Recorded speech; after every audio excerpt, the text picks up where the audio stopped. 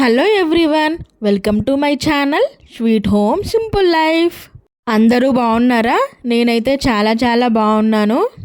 ఈరోజు అయితే ఇంకొక రెసిపీతో మీ ముందుకు వచ్చేసాను.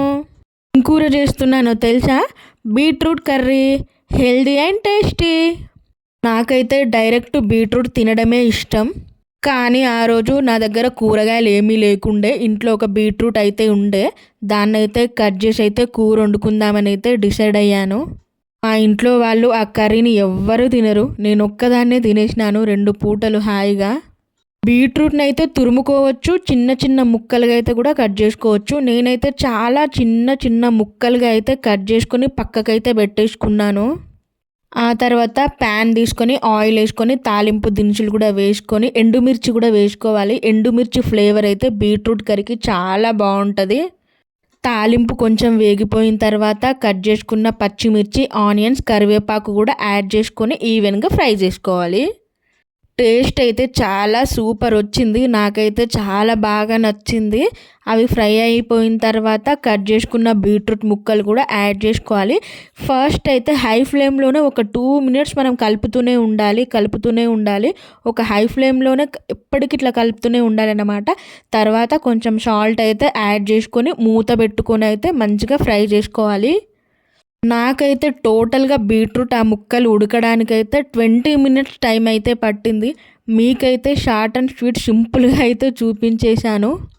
మీరు ఒకటి గమనించండి, నేను ఏ వీడియో లాంగ్ వీడియో పెట్టినా కూడా అంత లెందీగా టైం వేస్ట్గా అయితే పెట్టట్లేదు. చాలా షార్ట్ అండ్ స్వీట్గా అయితే పెడుతున్నాను. సింపుల్గా వీడియోస్ అయితే 5 మినిట్స్, 6 మినిట్స్, 4 మినిట్స్ ఇంతకంటే ఎక్కువ అయితే నేను పెట్టట్లేదు.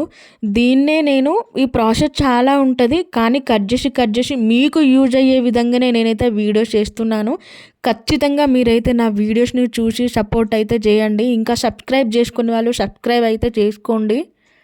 మధ్యలో అయితే కలుపుతూనే ఉన్నాను. బీట్రూట్ ముక్కలు 5 మినిట్స్కి ఒకసారి ఈవెన్గా మంచిగా ఉడికినట్టు అనిపించిన తర్వాత మనకు కావాల్సినంత పసుపు, కారం యాడ్ చేసుకొని అవి కూడా పచ్చివాసన పోయిన తర్వాత టమాటాస్ కూడా యాడ్ చేసుకోవాలి.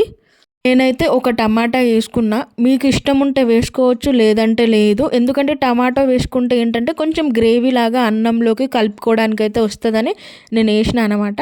టమాటా కూడా ఉడికిపోయింది మంచిగా. టమాటా ఉడికిపోయిన తర్వాత కొత్తిమీర అయితే పైనుండి గార్నిష్ అయితే చేసేసాను.